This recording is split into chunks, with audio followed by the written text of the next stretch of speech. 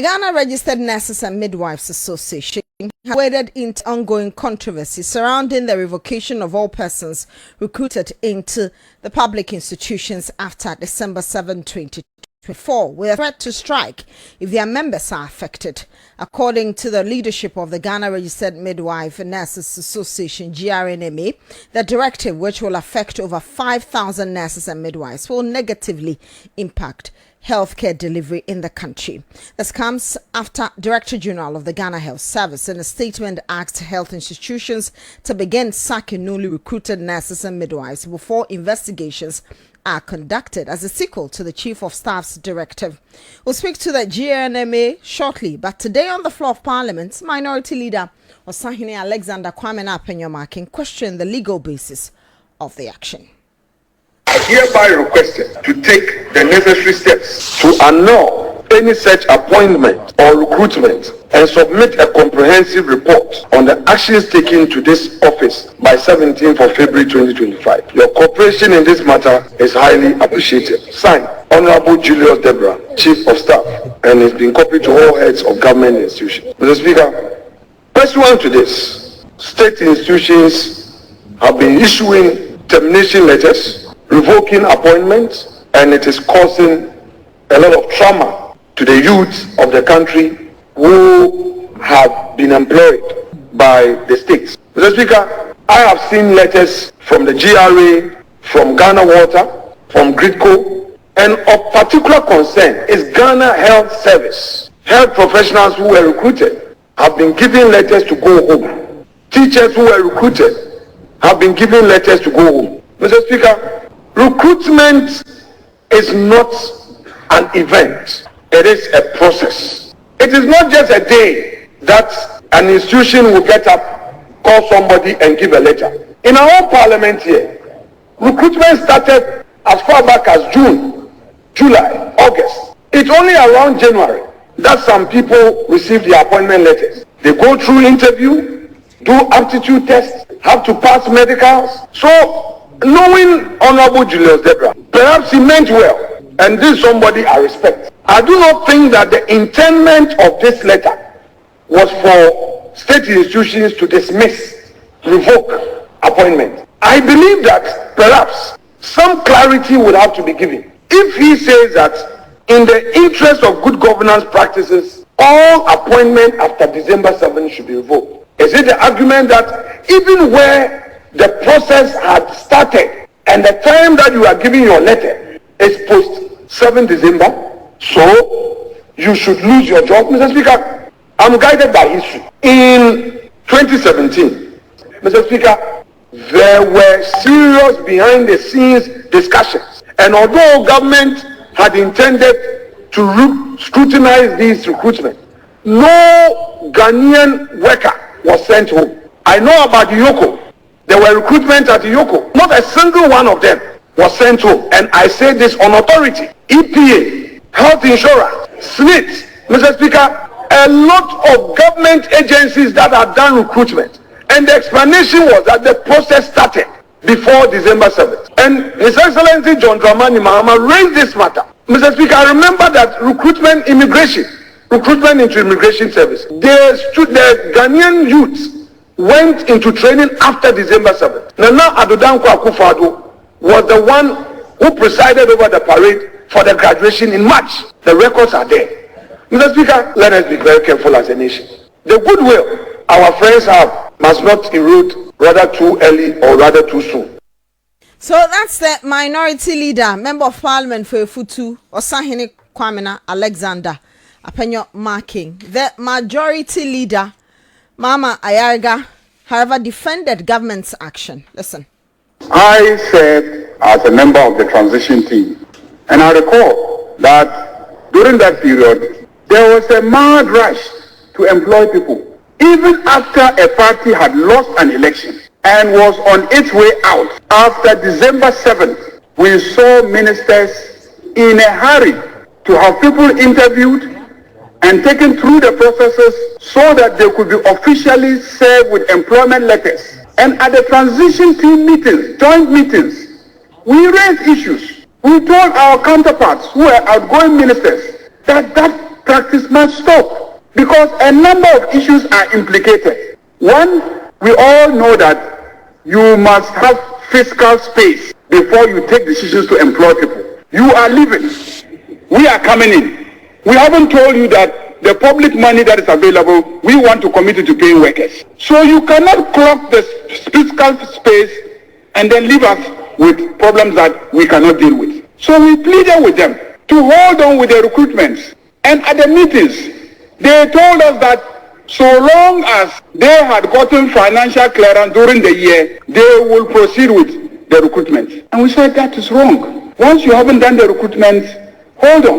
When we come in, we'll assess the situation and see whether we have fiscal space to do recruitment or not. And they insisted on recruiting and insisted that so long as they were in office until January 7th, they were the validly established government of the Republic of Ghana and they will do whatever pleases them. And so they were going to recruit. I was in the meetings. Minutes of the meetings exist. I can point to specific outgoing ministers who made those statements. So if you engage in such recklessness and you go and you know that you are leaving office, and you decide to load the public sector with workers, that will make it difficult for the incoming government. What do you expect? So, Mr. Speaker, I made those statements at the transition team meetings, and I'm repeating those statements here, that it is reckless for you to know you are leaving office, but you decide to load the public sector with workers so that the incoming government will come and inherit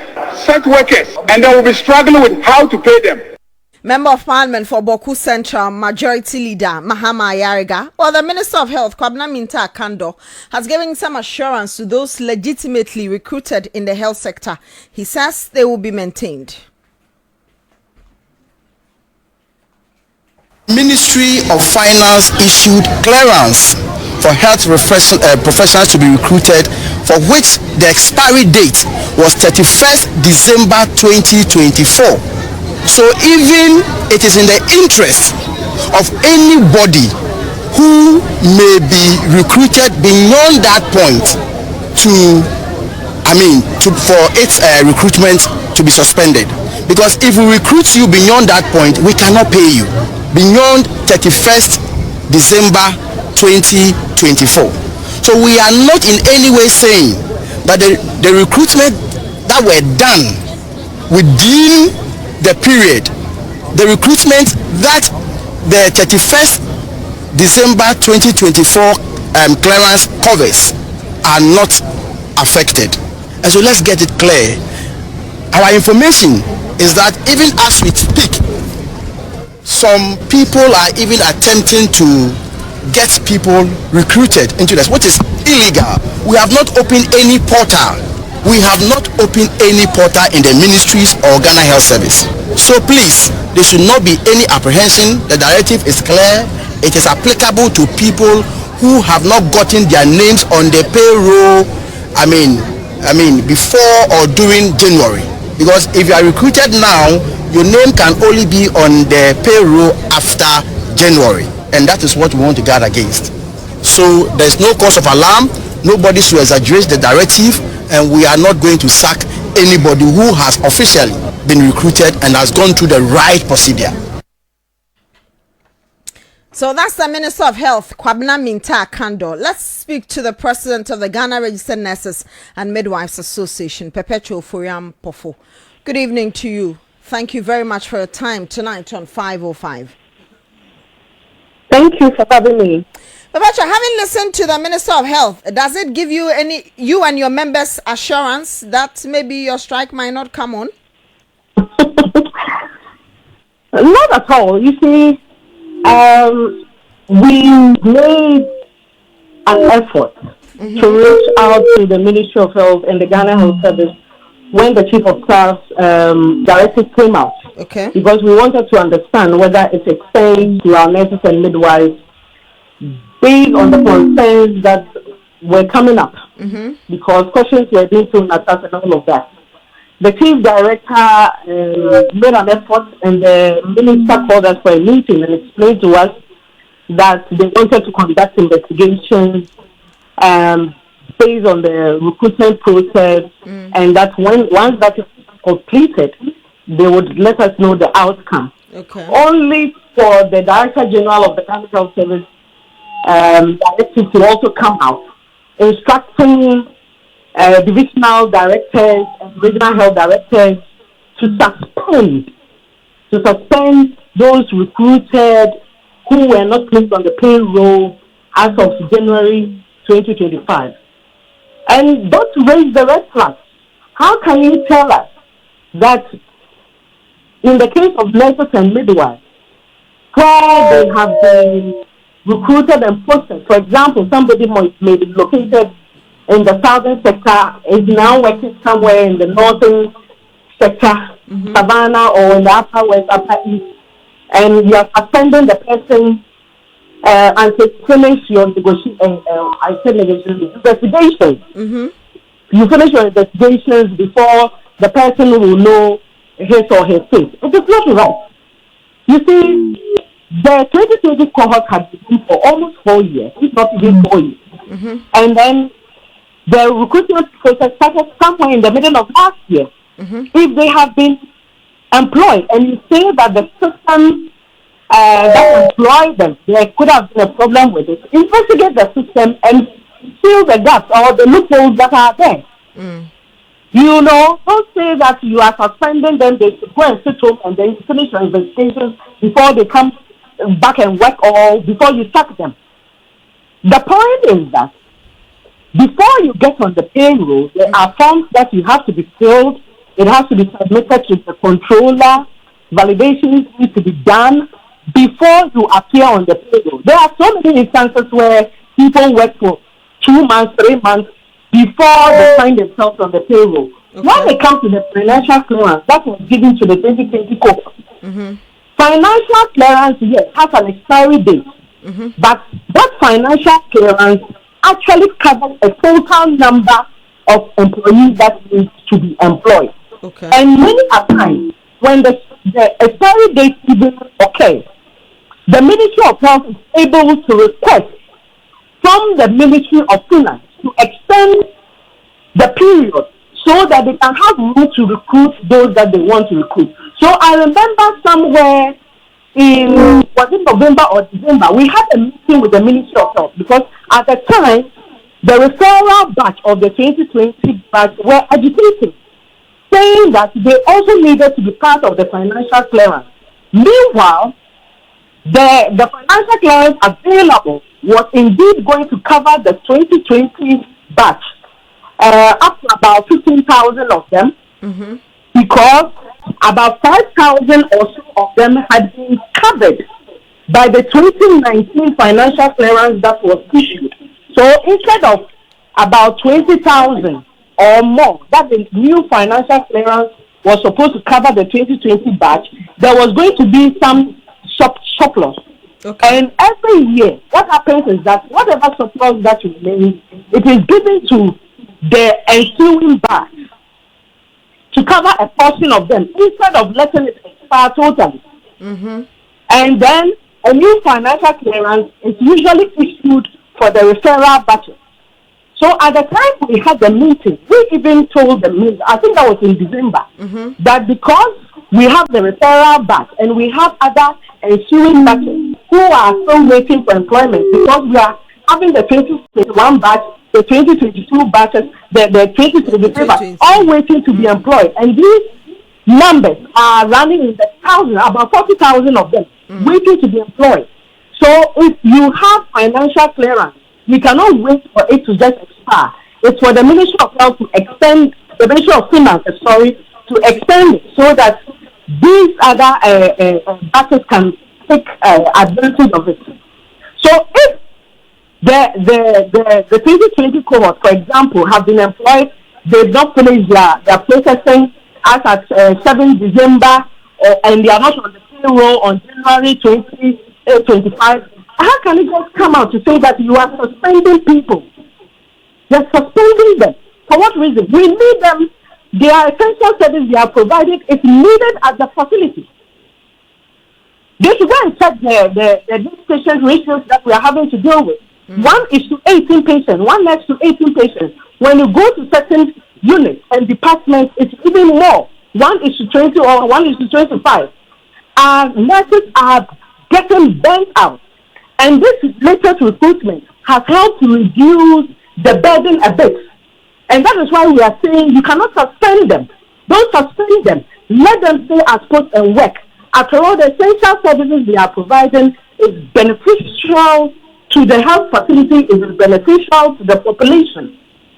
And then do your investigation.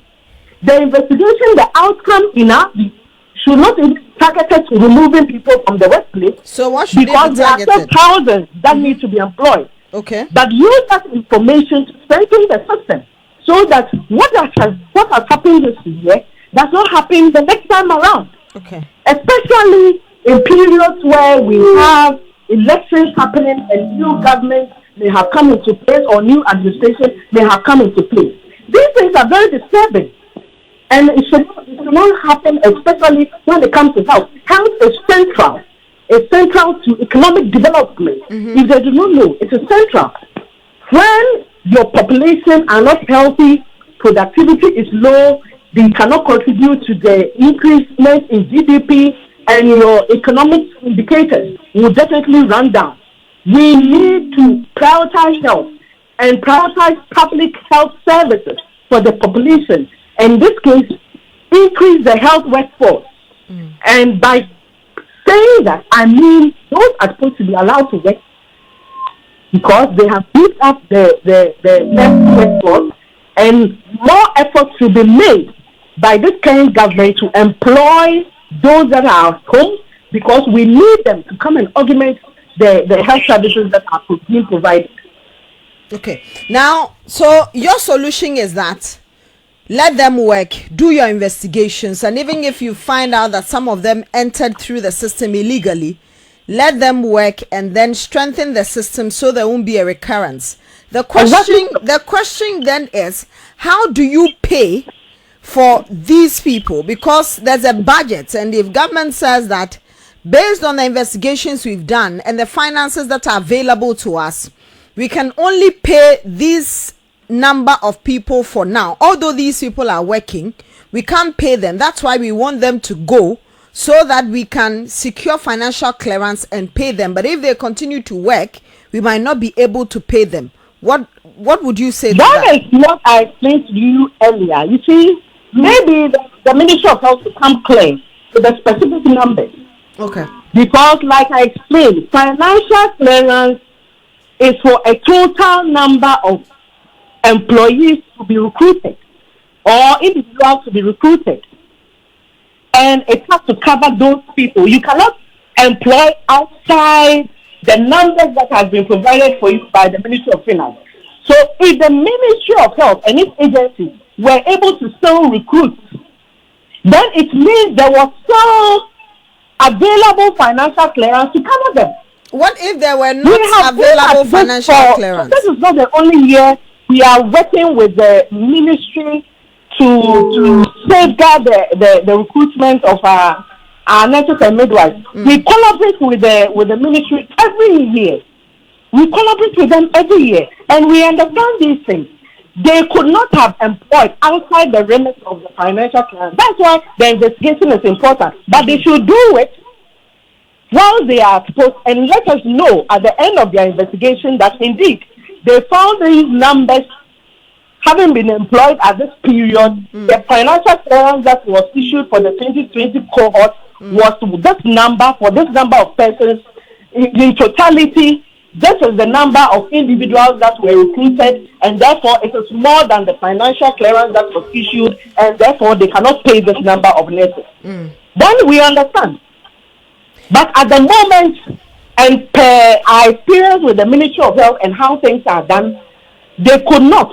The agencies, Ghana Health Service, CHAG, and all the others, the teaching workers could not have employed when it was not within the financial clearance. Even at the time we had the meeting in December, we knew there was still financial clearance available, a lot of them available, but the vacancies available at the time was OT, Savannah, Western North, and the rest.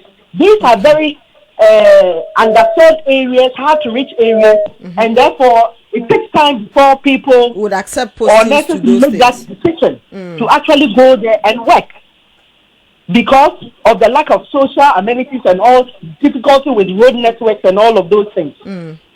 So I cannot foresee a situation where those employments or recruitment would have been done outside the remit of the financial clearance that was available. Okay. So they should do the investigation, come out with the numbers, and let us see. But leave them to work. Okay. We cannot assume these perceived assumptions and tell people to go and sit at home. Okay. And that they are suspended. Okay. Perpetua, are you willing, as the GRNMA, to assist or work with the minister to establish these figures and then the way forward?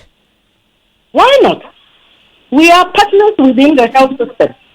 And like I said, we have had very good relationship with the Ministry of Health and its agencies over the years. At the same time, we cannot sit down when we know the actions or the inactions of the ministry and its agencies won't affect our nurses and midwives directly. And therefore, if they want us to sit and look at this critically, we can all look at it. We can partner with them, celebrate, and look at it. Okay. But if they go and suspend them, we have said stand in solidarity with our colleagues and take whatever action that will safeguard their interests. Okay. We hope it doesn't get to that. Perpetua, very grateful for your time. Perpetua Ofori Ampofo.